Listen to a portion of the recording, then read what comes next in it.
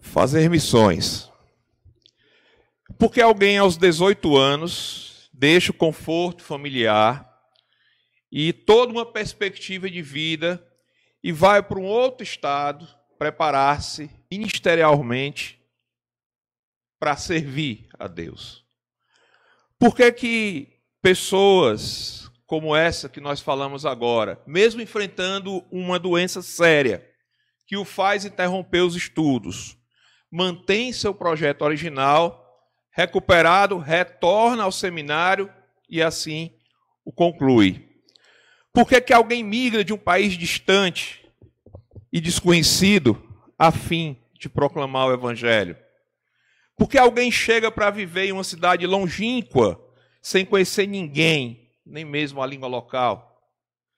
Porque, apesar dos entraves e dificuldades, esse trabalho frutificou. E até hoje, milhares de almas foram convertidas ao Evangelho a partir do projeto desse jovem. Essas perguntas, elas são baseadas na vida real de um missionário. Ele deve ser bem conhecido de nós, mas talvez não lembramos dele.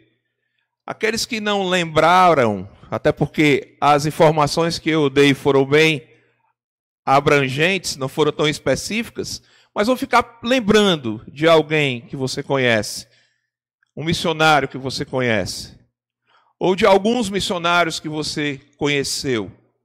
Mas no final eu revelo aos irmãos, para que nós possamos entender que fazer missões é um plano divino para a salvação das almas perdidas. As respostas dessas perguntas, elas não são tão fáceis para nós, não são tão compreensíveis, até porque nós somos muito frágeis. Talvez uma doença nos afaste de um projeto. Talvez sair da nossa casa, deixar pai e mãe muito jovem, nos afaste de um projeto. Talvez dificuldades mais simples que sejam, nos afaste de algum projeto. E por que certas pessoas trazem esse projeto, apresentam-se a Deus com projetos missionários, e esses projetos se tornam sólidos, perseverantes e frutíferos? Nós vamos refletir hoje sobre isso. Nós vamos refletir sobre esse plano divino para a salvação de almas. E eu pediria aos irmãos que abrissem suas Bíblias em Atos, capítulo 8, a partir do versículo 26.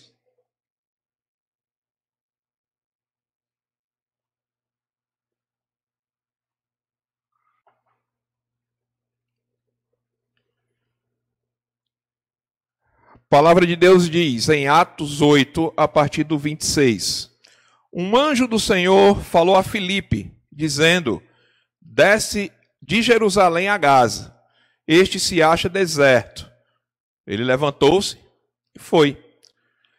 Eis que um etíope eunuco, alto oficial de Candace, rainha dos etíopes, o qual era superintendente de todo o seu tesouro que viera adorar em Jerusalém, estava de volta e, apresentado no seu carro, vinha lendo o profeta Isaías.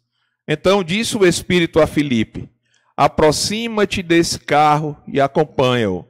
Correndo Filipe, ouviu ler o profeta Isaías e perguntou: compreendes o que vens lendo? Ele respondeu: como poderei entender se alguém não me explicar? E convidou Filipe a subir e a sentar-se junto a ele. Ora, a passagem da escritura que estava lendo era esta: foi levado como ovelha ao matadouro, e como um cordeiro mudo perante o seu tosqueador, assim ele não abriu a boca. Na sua humilhação lhe negaram justiça. Quem lhe poderá descrever a geração? Porque da terra a sua vida é tirada. Então o eunuco disse a Filipe: peço-te que me expliques a quem se refere o profeta. Fala de si mesmo ou de algum outro? Então Filipe explicou, e começando por essa passagem da Escritura, anunciou-lhe a Jesus. Seguindo eles caminho fora, chegando a um certo lugar onde havia água, disse o eunuco: eis aqui água, que impede que seja eu batizado? Filipe respondeu: é lícito, se crês de todo o coração. E respondendo ele, disse: creio que Jesus Cristo é o Filho de Deus. Então mandou parar o carro, ambos desceram a água e Filipe batizou o eunuco. Quando saíram da água, o Espírito do Senhor arrebatou a Filipe, não vendo mais o eunuco, e este foi seguindo o seu caminho, cheio de júbilo. Mas Filipe veio achar-se em Azoto, e passando além, evangelizava todas as cidades até chegar a Cesareia. Amém? Eu vou me permitir tirar aqui, fico mais livre. Pois bem, meus irmãos, vamos orar. Senhor Deus e Pai, nós agradecemos, Senhor, a oportunidade, agradecemos o momento de poder proferir a Tua palavra, de estudá-la junto com os nossos irmãos, que o Teu Espírito possa vir, através dessa mensagem, nos lembrar, Senhor, de que precisamos falar de Ti às almas perdidas. Precisamos, Senhor, que Tu possas nos motivar dia a dia a fazer a tarefa missionária, porque isso é algo que todo crente deve fazer, independente de sua formação, independente de seu tempo de salvo. Como salvos, nós devemos pregar o Evangelho, e assim nós possamos aprender. E em nome de Teu Filho amado agradecemos. Amém. Pois bem, hoje à noite nós vamos ver 4 motivos para que entendamos que missões é o plano divino para a salvação de almas perdidas. E o primeiro motivo é: fazer missões é algo que está no coração de Deus. Como nós vimos aqui, esse texto, que é um texto conhecido, mas nos apresenta várias abordagens. E estudando sobre missões, eu pensei nesse texto. O Espírito me orientou a estudar esse texto. E nós podemos perceber esses quatro motivos. Que o primeiro deles é: fazer missões é algo que está no coração de Deus. Quando nós estamos em Atos 1:8, logo depois do episódio, antes do episódio da ascensão de Jesus, ele responde aos apóstolos sobre qual seria a missão deles, né?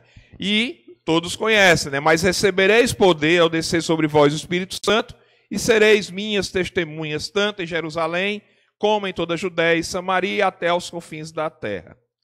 Essa passagem, ela complementa algo que Jesus já havia dito aos seus apóstolos alguns dias antes. Depois da sua crucificação, depois da sua ressurreição, Jesus ele tem um tempo com seus apóstolos. E aí eles vão conversando e Jesus vai revelando cada vez mais a eles de forma mais efetiva qual seria o papel deles. Ele voltaria para o Pai, mas o Consolador estaria dando a esses apóstolos a capacitação suficiente para que eles pudessem pregar, para que eles pudessem levar a palavra de Deus. E em Mateus 28, 18, 20, Jesus fala exatamente disso. Se os irmãos quiserem chegar, Mateus 28, 18, 20, nós temos o seguinte: Jesus, aproximando-se, falou-lhes dizendo: toda a autoridade me foi dada no céu e na terra. Ide, portanto, fazei discípulos de todas as nações, batizando-as em nome do Pai, do Filho e do Espírito Santo, ensinando-os a guardar todas as coisas que vos tenho ordenado. E eis que estou convosco até todos os dias, até a consumação do século. Então, aquilo que nós ouvimos em Atos 1:8 reforça exatamente essa primeira ordem que Jesus dá aos apóstolos, relatado no Evangelho de Mateus: ide, fazei discípulos. Mas sem antes receber o poder vindo do Espírito Santo. Então, claramente aí nós percebemos a divina autenticação de Jesus quanto ao papel de fazer missões. Tanto é dada essa autoritativa ordem, como também são dadas as orientações para o estabelecimento da chamada Grande Comissão. Isso em Mateus 28. Em Lucas 4:18, nós não precisamos chegar, mas só para lembrar os irmãos que ao pregar na sinagoga, mais uma vez Jesus fala da importância de se fazer missões. E aí ele cita Isaías 61:2, que diz assim: o Espírito do Senhor Deus está sobre mim, porque o Senhor me ungiu para pregar boas novas aos quebrantados. Enviou-me a curar os quebrantados de coração, a proclamar a libertação aos cativos e a pôr em liberdade os algemados, a apregoar o ano aceitável do Senhor e o dia da vingança do nosso Deus, a consolar todos os que choram. Ou seja, o ato de fazer missões é algo que está no coração de Deus. É algo que está no coração de Jesus Cristo. Então, esse é o primeiro aspecto para que nós possamos colocar isso em nossas práticas. Por que fazer missões? E aí nós podemos fazer tal qual Filipe fez. Isso no versículo 26, em Atos 8, voltando para o nosso texto base, os irmãos podem deixar esse texto marcado aí. Nós observamos no versículo 26 que exatamente através da ação do anjo do Senhor, isso é revelado a Filipe. A vontade de Deus é revelada a Filipe. E diz: dispõe-te e vai para o lado do sul, no caminho que desce de Jerusalém a Gaza, este se acha deserto. Então, eles estavam ali debaixo de uma intensa perseguição. Filipe foi um dos diáconos escolhidos pela igreja de Jerusalém aí em Atos 6. E ali ele já estava fazendo o seu trabalho, só que eles ainda não haviam saído ainda de Jerusalém. E a partir dessa perseguição que é levantada, os apóstolos vão saindo. Vão para Samaria, vão para a Judéia e vão para os outros espaços até os confins da terra. A gente conhece muito bem estudando o livro de Atos. Então isso acontece com Filipe. Então é dito a ele que ainda estava evangelizando em Samaria, é dito a ele para que ele vá ao sul, porque ele tinha uma tarefa a ser cumprida, ele tinha uma missão a ser cumprida, que depois, no versículo 30, essa missão, entre o 29 e o 30, essa missão é revelada. Diz assim: então disse o Espírito a Filipe: aproxima-te desse carro e acompanha-o. E aí, correndo Filipe, ouviu ler o profeta Isaías, perguntou. Um oficial de Candace, um homem importante, que estava sendo movido pelo Espírito Santo, pelo interesse em conhecer Jesus, em conhecer o Evangelho. E ele estava lendo as Escrituras. E ele estava exatamente lendo Isaías, que fala exatamente do papel de Jesus Cristo. E aquilo, como ele não conhecia, causava uma certa dúvida. E o Espírito Santo começa a agir no coração desse homem, para que ele buscasse conhecer verdadeiramente o Senhor. E move Filipe para que saia de onde estava e seguisse aquele carro e chegasse ali exatamente no momento que ele estava lendo o texto de Isaías e pedisse explicações. O eunuco pede explicações a Filipe. Ou seja, o próprio Deus, o próprio Espírito Santo, ele move tanto aquele que vai levar a mensagem, como move o coração daquele que vai receber a mensagem, como ele proporciona a própria mensagem. E isso é algo que a gente tem que estar em alta conta conosco, para que nós entendamos que missões é algo que está no coração de Deus. E que isso deve ser uma prática de todo crente. E aí nós percebemos ainda algo mais, que aquilo que foi dito em Atos 1:8 começa a se cumprir. Sai de Jerusalém, Samaria, Judéia, aos confins da terra. Então nós percebemos também nesse texto isso, a partir do trabalho missionário. Algo que Jesus havia ensinado aos apóstolos durante aquele período que eles passaram juntos. Então, como vimos, o ato de evangelizar foi uma tarefa dada aos apóstolos. Eles receberiam o poder do Espírito Santo, haviam sido preparados por Jesus e aí estariam prontos para evangelizar. Mas isso também é extensivo a nós, porque nós somos a igreja, nós somos o corpo de Cristo. E assim como Jesus também teve o papel de fazer missões, ele é o próprio evangelho, nós também temos esse papel, e esse papel, ele é nosso. Voltando aqui para o nosso missionário, citado no início, mesmo em tenra idade, seus 18 anos de idade, ele recebeu do Senhor essa incumbência.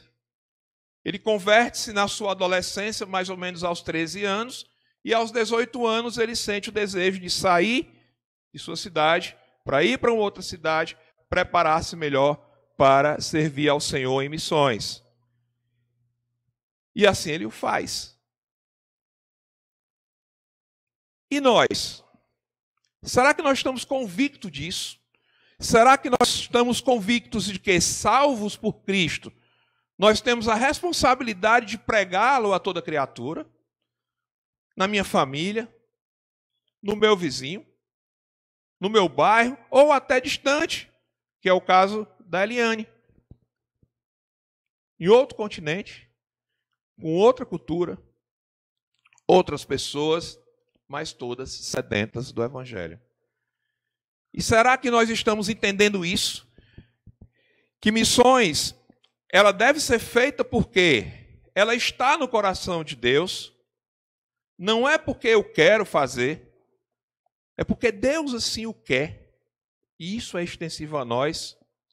Então esse é o primeiro motivo pelo qual nós devemos evangelizar. Fazer missões é algo que está no coração de Deus. Primeiro, por refletir o conhecimento do Senhor e daquilo, dos seus preceitos que Ele quer para nós. E também revela a nossa convicção quanto à sua soberania. Por quê? Problemas teremos, obstáculos teremos. Carlos José está lá no seminário, lá no Cibima, e sabe de muitas dificuldades. Eu estou lá no Crato, também sei de muitas dificuldades. Os irmãos nem imaginam quantas dificuldades existem, mas, ao mesmo tempo, meus irmãos, é prazeroso servir ao Senhor. E isso, eu digo, creio que Carlos José também o diga. Né? Se você perguntar para qualquer pastor, se perguntar para a missionária Eliane, para o Aires, eles vão falar a mesma coisa. Há dificuldade, há problemas, mas é prazeroso.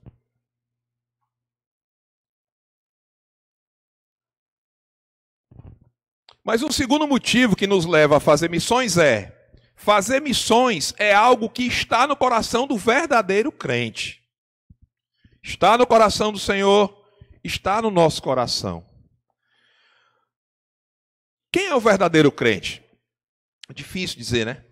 O verdadeiro crente é aquele que obedece a Deus, mesmo com as nossas fragilidades, com as nossas limitações.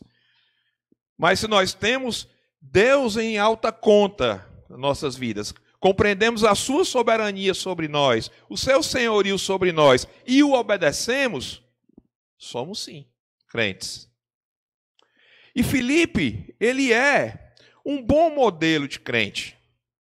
Ao ouvir a ordem do anjo do Senhor, ele não arrumou desculpas.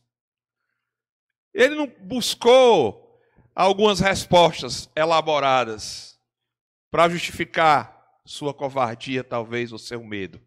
Olha o que é que ele diz aqui no versículo 26. O que é que acontece aqui? Depois do anjo do Senhor falar para ele ir ao sul, ele se levantou e foi. Não retrucou. E logo no versículo 29 e 30, a gente percebe uma outra ordem que é dada para ele. Acompanha, aproxima-te desse carro e acompanha-o. O que é que ele faz? Ele fez. Ele foi. Ele não retrucou. Então, Filipe obedeceu o Senhor. E esse é o parâmetro exato para nossa análise quanto a sermos ou não crentes. Nós obedecemos ao Senhor. Nós reconhecemos a sua soberania sobre nós. Estávamos mortos em delitos e pecados. E Ele nos torna vivo hoje. E vivemos por Ele. Compreendemos isso? Então, um relacionamento obediente com Deus reflete o nosso amor a Ele. Reflete no nosso amor para com os perdidos. Reflete o nosso amor para com os irmãos. E lá em 1 João 5, diz isso. Amamos a Deus e praticamos os seus mandamentos. Isso são os filhos de Deus. No caso, Filipe foi um exemplo disso. Filipe foi obediente e foi confiante na capacitação que Deus nos dá. Que Deus o deu. Né? Porque ele, ao ser escolhido diácono, certamente ele trazia alguns requisitos que o capacitava aquilo. Estamos falando da igreja no primeiro século, os primeiros anos da igreja. E certamente essa capacitação ela veio através dos irmãos, mas principalmente veio através da ação de Deus sobre sua vida. A verdadeira compreensão do Senhor, ela vem do próprio Senhor. É da própria ação do Espírito Santo que esclarece, que ilumina, que abre os nossos olhos, que nos capacita, que nos faz vencer o medo, que é algo que realmente atrapalha isso. Então, Filipe, ele tinha esse desejo no coração. Ele tinha amor com as almas perdidas.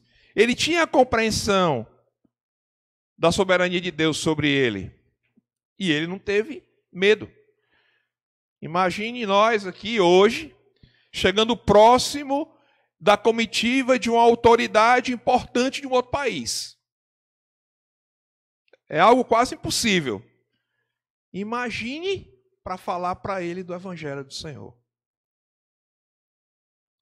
É algo meio impensável até para nós. Mas foi assim o que aconteceu. Aproximou-se de um líder de uma outra nação, um homem importante, como é dito aqui, um alto oficial de Candace, a rainha dos etíopes, o qual era superintendente de todo o tesouro que vieram adorar em Jerusalém. E ele vai lá, chega junto do carro, e o homem estava esperando para ter esclarecido as suas dúvidas em relação à leitura que ele fazia de Isaías. Ou seja, falar do amor de Deus é uma forma eficaz de nós demonstrarmos amor a Ele. E reflete obediência. Porque é isso que vai possibilitar a salvação dos perdidos. É claro que o Espírito Santo é que é o agente principal de tudo isso. Mas Deus conta conosco. Um dia alguém veio e falou do Evangelho para nós. E hoje nós somos capacitados diariamente. Ou pelo menos devemos ser capacitados diariamente.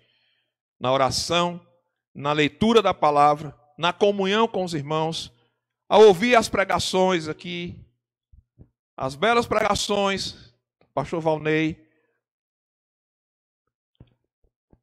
Carlos, Jaime, ou seja, homens que se preparam para isso. E que essas pregações não sejam apenas para ouvir, como diz lá no Crato, né? Por um ouvido sai pelo outro. Mas para que ela reverbere em nossas mentes e corações. Para que aconteça aquilo que é dito lá em Deuteronômio, inculcado nos nossos corações.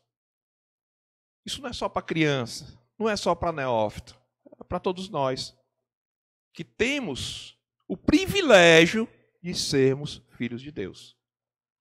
Às vezes a gente esquece disso. Né? Então, nós precisamos ter esse desejo que Filipe teve, ter o coração que Filipe tinha, que é o coração de um verdadeiro crente.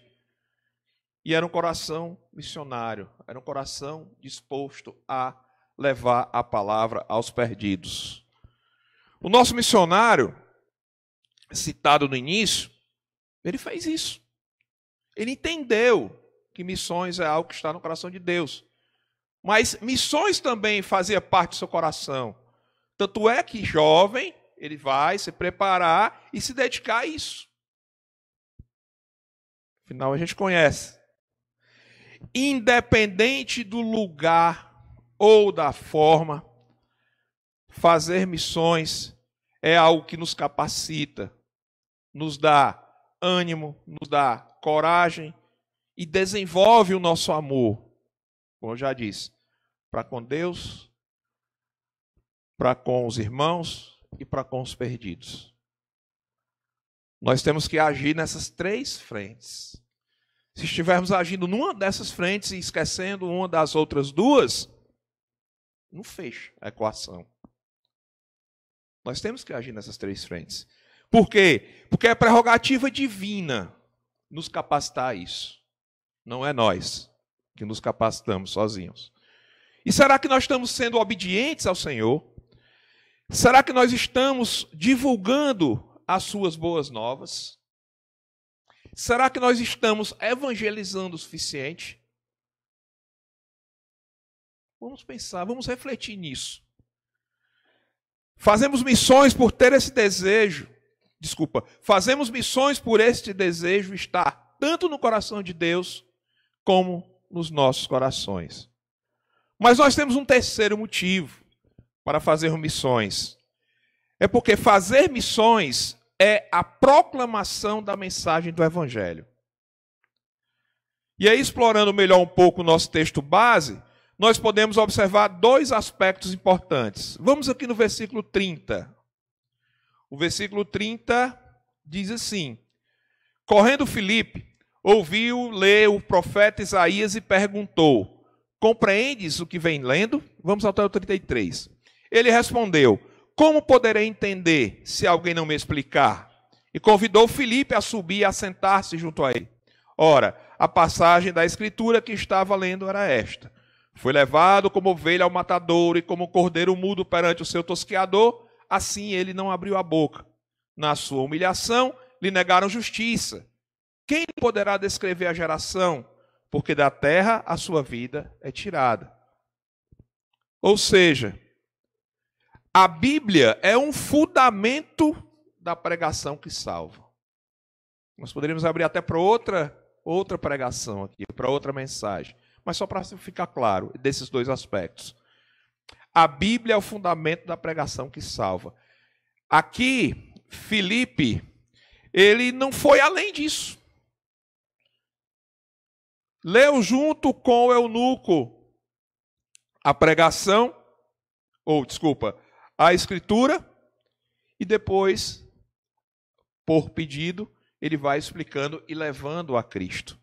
E aí uma coisa para a gente lembrar: toda a Bíblia nos leva a Cristo. Antigo Testamento, Gênesis, Apocalipse, Novo Testamento. Não tem para onde você buscar algo na Bíblia onde que você não encontre Jesus Cristo. Por isso que muito não tem o entendimento correto da Bíblia. Ou a enxerga de forma míope. Separa os testamentos. Tanto o Antigo como o Novo Testamento nos leva a Cristo. E aí exatamente Isaías, 750 anos antes de Cristo, já falava, escrevia Cristo de forma perfeita, de forma clara. E Filipe não acrescenta nada mais do que as Escrituras. O outro aspecto também é termos um bom domínio da palavra. Vamos aqui no versículo 34. Então o eunuco disse a Filipe: peço-te que me expliques a quem se refere o profeta. Fala de si mesmo ou de algum outro? Então Filipe explicou e, começando por essa passagem da Escritura, anunciou-lhe a Jesus. Seguindo eles caminho fora, chegando a certo lugar onde havia água, disse o eunuco: eis aqui água, que impede que eu seja batizado? Filipe respondeu: é lícito, se creres de todo o coração. E respondendo ele, disse: creio que Jesus é o Filho de Deus. Então mandou parar o carro, ambos desceram a água e Filipe batizou o eunuco. Ou seja, Filipe, como já citei, era alguém preparado, era alguém versado nas Escrituras. Ele já era um diácono da primeira igreja lá de Jerusalém. Então ele tinha uma noção correta. E nós? Não precisa ir para o seminário para nós conhecermos a palavra de Deus. No seminário nós nos esmeramos melhor, nós nos preparamos melhor, nós estudamos a teologia de uma maneira mais profunda. Mas qualquer irmão, a partir do momento que é resgatado por Jesus Cristo, pode sim e deve falar dele para as pessoas. É interessante que às vezes a gente conhece uma pessoa ou acontece algo na nossa vida, nós ficamos todos empolgados e falamos daquilo, às vezes nem percebemos, né? Falamos daquilo, falamos dessa pessoa, queremos estar com ela, queremos sair juntos, comer uma pizza junto, um churrasco junto, não é? E por que às vezes não fazemos isso com Jesus? Conhecemos Jesus, fomos resgatados por Ele, estávamos mortos, estamos vivos por Ele. E às vezes nós, recuamos um pouco a falar dele. Ou seja, fazer missões é a proclamação da mensagem do Evangelho, é a palavra de Deus, é a vida de Jesus sendo exposta para aquele que ainda não conhece, como o caso aqui do oficial etíope. Filipe assim o faz. Ele apresenta-lhe Jesus de forma correta. A gente vê isso. O eunuco tem dúvidas, e ele vai esclarecendo as dúvidas e lhe apresenta Jesus. E esse é o nosso papel. E, logicamente, a preparação é algo importante. Jesus, ele escolhe os apóstolos, ele escolhe os 12 apóstolos, e ele os prepara antes de enviá-los a pregar. A gente vê isso lá em Marcos. Mas antes, Jesus os prepara, para daí eles estarem preparados. E lembrando o nosso missionário aqui citado, assim também ele o faz. Ele foi preparado para que ele pudesse estar mais esmerado ao pregar o Evangelho, ao seguir o seu projeto missionário. E nós, enquanto igreja, hoje, será que nós temos a convicção da presença fundamental da Bíblia no processo de evangelismo? Será que nós estamos buscando conhecê-la de forma eficaz? Estamos buscando ter um contato mais intenso com a palavra, um devocional mais aprofundado, dedicando mais tempo à leitura, para que nós possamos estar mais preparados para falar dela para as pessoas. Para que nós estejamos mais firmes, menos covardes, mais ousados ao falar da palavra de Deus, ao falar do Evangelho. Será que nós estamos entendendo e proclamando a mensagem salvífica da cruz? É bom pensar nisso. Então, até então, apresentamos 3 motivos para fazermos missões. O primeiro, fazer missões porque está no coração de Deus, muito bem. O segundo, fazer missões porque está no coração do verdadeiro crente, nos nossos corações. E fazer missões porque missões é a proclamação da mensagem do Evangelho. Então nós temos aí 3 motivos que nós podemos obter a partir de uma leitura simples. Não é necessário fazer uma exegese profunda. Até porque os irmãos sabem que cada vez que você vai estudar as passagens bíblicas, você percebe coisas como usando uma linguagem moderna, você faz links e links e links e links eternos. Eu peguei essa mensagem, né? O Espírito Santo me capacitou nessa mensagem a falar desse aspecto missionário. Poderia enveredar por outras linhas. Isso sem fugir da palavra.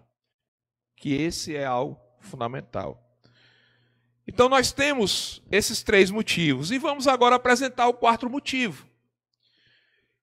E o 4º motivo para que nós façamos missões, porque missões promove, a partir do Evangelho, a salvação dos perdidos. Não adianta eu ouvir a palavra do Senhor, guardar no meu coração e ficar mudo. Não falar para ninguém. Não, mas eu vou todo domingo à igreja. Eu dou meu dízimo. Eu faço isso e aquilo. Deus não se alegra com formas. Deus se alegra com a essência. É o seu coração devotado a falar dele para as pessoas. É algo talvez até bem mais simples. Lógico, nós temos que congregar, nós temos que participar das ações da igreja, nós temos que contribuir com o trabalho das nossas igrejas, nós temos que dizimar, é uma responsabilidade nossa. Mas, acima de tudo, nós temos que ter um conhecimento da palavra, termos uma relação profunda de oração diária, constante, de estudo constante da palavra e um amor pelas pessoas. Lógico, um amor a Deus e um amor em relação às pessoas. Como a gente viu aqui, a mensagem em si ela foi suficiente para incomodar o coração do eunuco. O Filipe, ele deu só o arremate, que aí é onde entra o nosso papel, porque ele era um conhecedor da palavra e Deus o usou a isso. Às vezes, né, nós ficamos meio frustrados de evangelizar alguém e a gente fica ali dias e meses e anos e a gente não vê respostas. A gente não vê aquilo que é conversão. Mas isso serve para nós lembrarmos que essa ação de conversão, de mudança, não é nossa. É do Espírito Santo. Às vezes você não fala muita coisa e há conversão. Às vezes você fica ali meses, anos e não acontece conversão. Isso é para que a gente entender que o nosso papel é de sermos os porta-vozes. Nós não somos os convertedores. Nós somos os porta-vozes. A nossa tarefa é anunciar o Evangelho. E se estamos seguindo o plano de Deus, ou seja, estamos ouvindo, estamos obedecendo, estamos nos preparando, estamos anunciando as boas novas, estamos orando pelas almas perdidas, estamos fazendo algo que o agrada, é o que nos cabe. O processo continua seguindo sob sua suficiente onipotência. Mas precisamos agir dessa maneira. O método que leva ao entendimento do Evangelho, ao arrependimento e à conversão a Cristo, é prerrogativa dele. É prerrogativa do Senhor. E o interessante é que nesse texto nós podemos perceber exatamente isso, essa dinâmica. E ela vem através da dinâmica da própria Trindade. Por exemplo, no versículo 26, percebemos a ordem do Pai, porque o Pai é quem ordena e que dispõe todas as coisas. No versículo 37, a gente vê que Deus Filho é a própria mensagem. É o único meio pela qual a mensagem se estabelece eficazmente. E no versículo 29 e no versículo 37, nós percebemos que o Espírito Santo, Deus Espírito Santo, é quem estabelece o arrependimento e a conversão do perdido. Então nós percebemos aí que fazer missões a partir do Evangelho promove a salvação do perdido. Não precisamos fazer algo mirabolante. Não precisamos criar muitas estratégias. Algumas são necessárias. Existem contextos, existem idades, existem formas com quem você conversa. Claro, mas conheça a palavra. Ore ao Senhor, que Ele lhe vai dar as estratégias corretas. E a maneira correta de falar dele para as pessoas. E isso a gente vê também, vimos em Filipe e vimos também no nosso missionário. Ele buscou fazer isso. Ele sentiu amor por almas perdidas. Ele deixou sua parentela, foi pregar o evangelho lá em outro país, bem distante. Saiu de casa, foi para outro estado preparar-se melhor para isso. Ou seja, ele tinha no seu coração o desejo de salvar o perdido. Ou seja, o amor pelas almas perdidas. E uma coisa interessante aqui, missões não é um ato contingente, ou seja, algo aleatório, acidental. Hoje, por acaso, eu vou evangelizar. Eu vou falar de Cristo. Não, meus irmãos. Missões é algo incontingente. É o contrário. É algo essencial. É algo certo. É algo seguro. Deve fazer parte das nossas agendas individuais. Eu estou na universidade. Então, alguém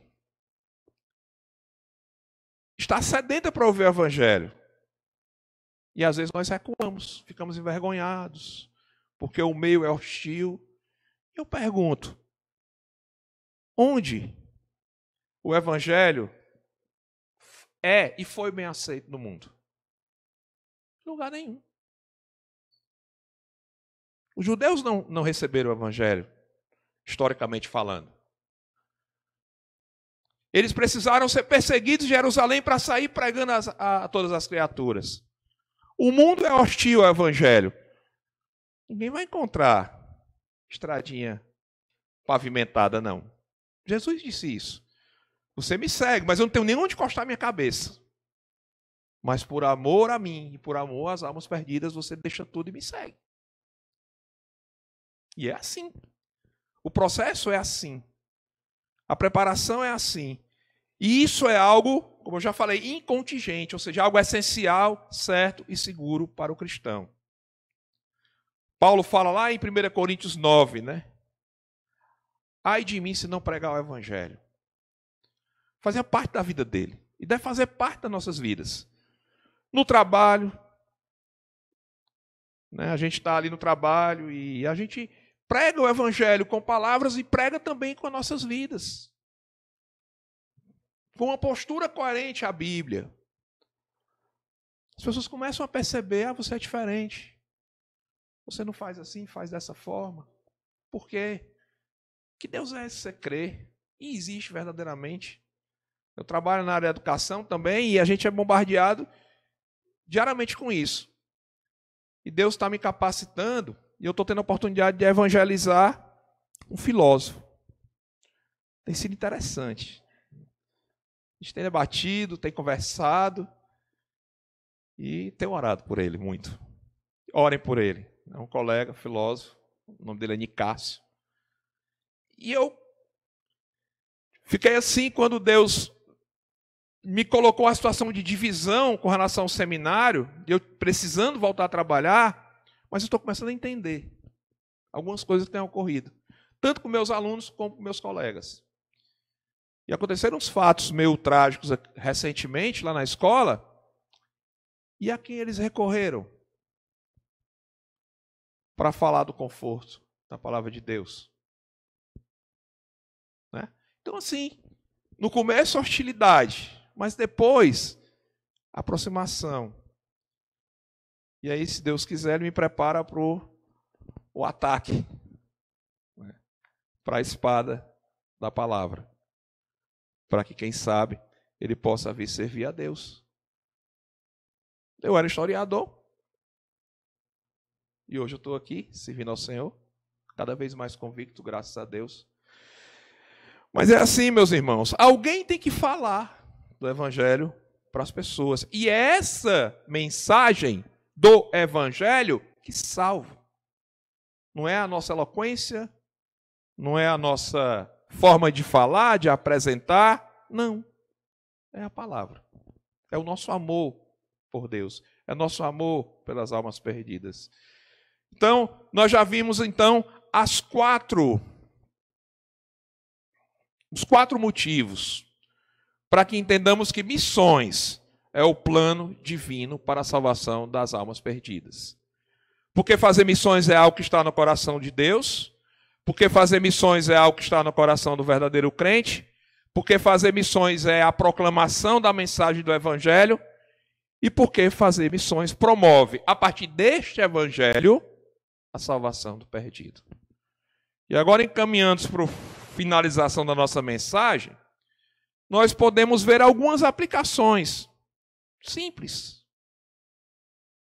desse texto. Daquilo que nós estudamos hoje, como falei para os irmãos.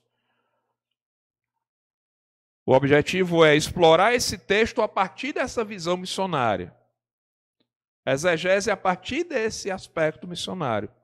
E nós podemos entender algumas coisas aqui que são importantes orientações bíblicas e que são necessárias em nossas vidas. Como primeiro, lá no versículo 26 pode nos dar essa base, que nós, crentes, devemos conhecer a vontade do nosso Senhor. Nós precisamos conhecer a vontade do nosso Senhor. Conhecendo a vontade do nosso Senhor, nós precisamos ser obedientes em relação a ela. Nós, conhecendo a vontade do Senhor, sendo obediente, nós devemos nos esmerar quanto ao nosso conhecimento da Bíblia. Outras literaturas são importantes. Ouvir outras pregações são importantes. Um certo cuidado. A gente escuta muita coisa aí, TV, rádio, internet. Cuidado. Tem muita coisa boa. É um meio importante. Mas tem muita coisa complicada. Distorce o verdadeiro evangelho. E se a gente não tiver cuidado, não tiver baseado na Bíblia, a gente está bebendo dessas águas aí. Um outro aspecto, uma outra aplicação que devemos ter é que nós, crentes, não precisamos criar estratégias mirabolantes para evangelizar, assim como Filipe falou da palavra. Assim como Jesus. Ele sempre citava as Escrituras. E era Deus. Tinha a capacidade plena para falar de qualquer forma. Seus sermões são maravilhosos. Sua mensagem é viva e eficaz até hoje e vai continuar por todos os tempos. Mas não tinha estratégias mirabolantes. Né? Vamos fazer aí o trio elétrico do Senhor para atrair os jovens. Vamos fazer como é? Tanta coisa aí. Né? Uma noite gospel, um rave gospel. Tem tanta coisa por aí. Precisa disso? Não. Vamos pregar a palavra. Ah, mas não se converte. Bem, está pregando a palavra, está orando, está tendo amor com os perdidos? Pronto. Conversão é prerrogativa do Espírito Santo. Nós não precisamos de estratégias mirabolantes. Outra coisa, nós devemos viver e apregoar o Evangelho. As nossas vidas, né, devem ser coerentes com aquilo que a gente prega. Porque se não é coerente, o efeito também diminui. O efeito diminui. Então nós precisamos ver isso. Então nesse texto aqui nós vimos isso, né? E nós, crentes, somos todos missionários. A irmã Eliane é missionária, O Aires é missionário. Carlinhos está se preparando, talvez para uma vida pastoral ou uma vida missionária, eu também. Mas todos nós somos missionários. A gente vê o esmero e o cuidado que a irmã Gessina tem para com os missionários. Às vezes a gente nem entende muito. Vai para o outro lado. Vai lá para o Cariri. Vai lá para dentro de Barbalha, um lugar lá que eu nunca imaginei que existisse crentes. E há 30 e tantos anos lá, chega um missionário, começa a falar de Cristo, lá eles têm uma igreja, uma estrutura, servem ao Senhor, fazem tudo o que nós fazemos. Uma alegria, uma felicidade. E a gente chega lá, parece que chegou num lugar que conhecia todo mundo. O que é isso? Evangelho. Eliane, eu acho que já tem uns 10 anos, talvez, lá para o Cabo Verde. Chegou lá, iniciando um trabalho.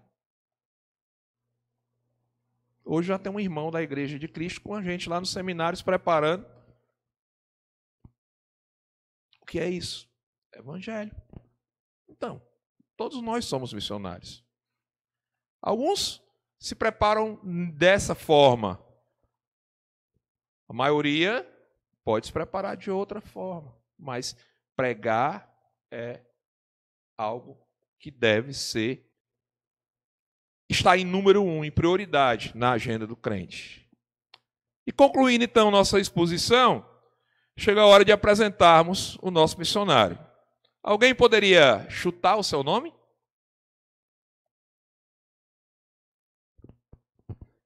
Realmente, como eu disse, os referenciais que eu dei foram bem amplos.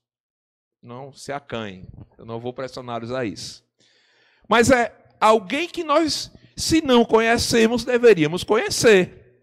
E como nós brasileiros não gostamos de história, nossa capacidade de memória da história é curtíssima. Eu vou lembrar os irmãos. Ele chama-se Edward McLean. Ou seja, nós estamos aqui hoje porque esse jovem saiu lá do estado de Michigan e veio até o Brasil. A historinha dele curtinha, para não perder muito tempo. Ele nasceu em Cassápolis, no estado de Michigan, centro-oeste dos Estados Unidos da América, do ano de 1902.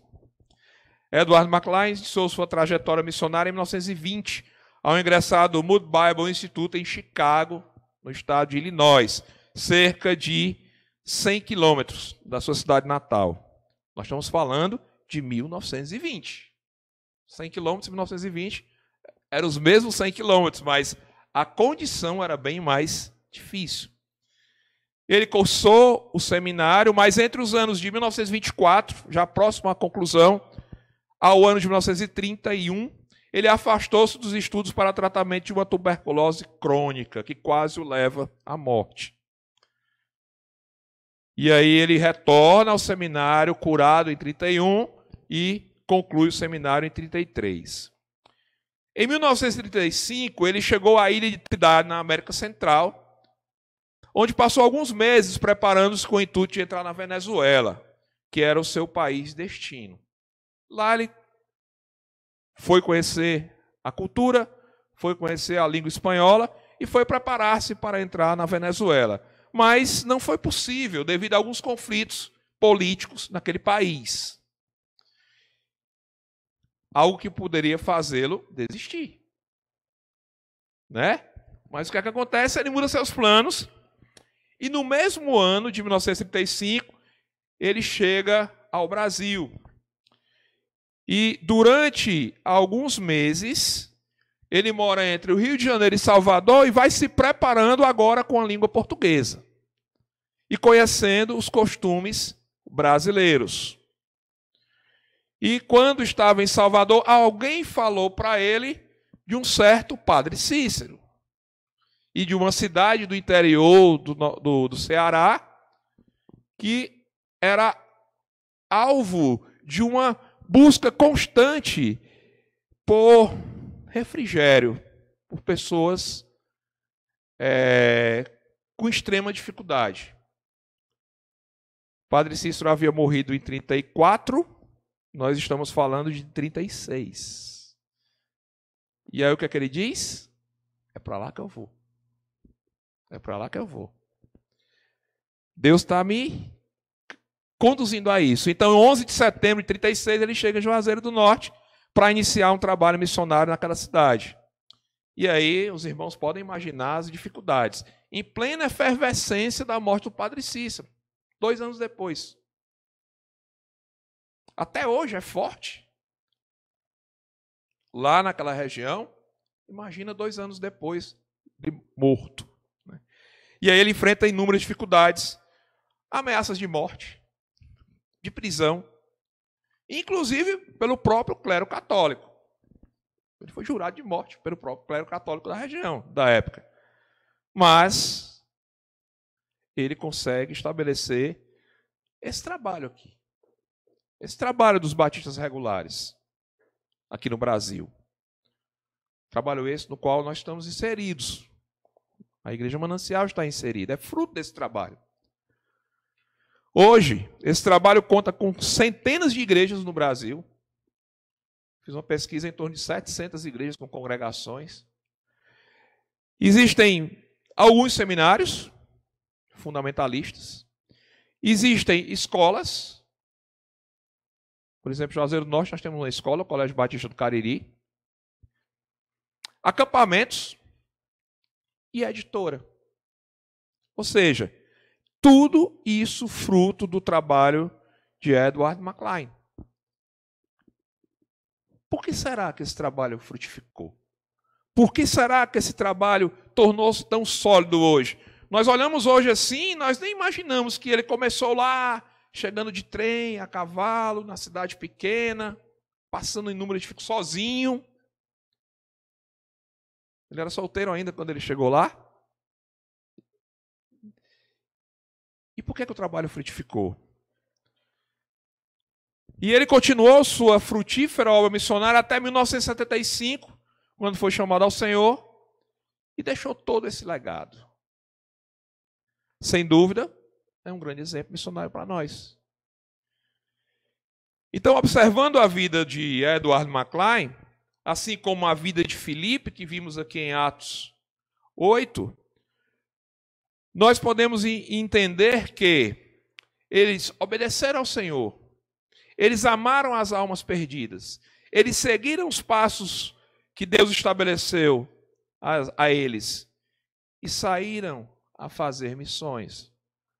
Por entender que missões é algo que está no coração de Deus, porque fazer missões é algo que está no coração do verdadeiro crente, porque fazer missões é a proclamação da mensagem do Evangelho.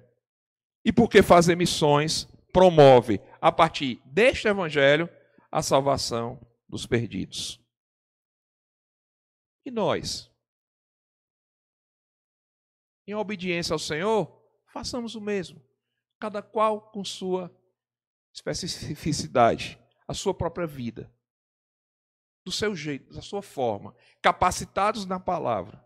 Falando de Cristo para o seu filho, para a sua esposa, para o seu vizinho, para o seu colega de trabalho, na universidade. Ou preparando-se melhor para pregar ou para sair e fazer missões. Amém? Vamos orar. Senhor Deus e Pai, nós somos gratos, Senhor. Nós somos gratos pela oportunidade de falar da Tua palavra. Nós somos gratos porque Tu tem capacitado essa igreja há mais de 50 anos a falar de um evangelho exato, um evangelho bíblico, se é que podemos usar essa redundância. Mas é porque existem tantas coisas aí fora, tantas formas deturpadas de pregação, que às vezes nos faz necessário usar esse termo. Nós somos gratos por essa igreja, somos gratos por esses irmãos. E pedimos, Senhor, que nós possamos entender a Tua palavra, que nós possamos ter uma convivência cada vez maior com ela, e que nós possamos ouvir a Tua ordem e obedecê-la, de ir e fazer discípulos. Em nome de teu Filho amado, nós te agradecemos e te pedimos que nos fortaleça e capacite. Amém.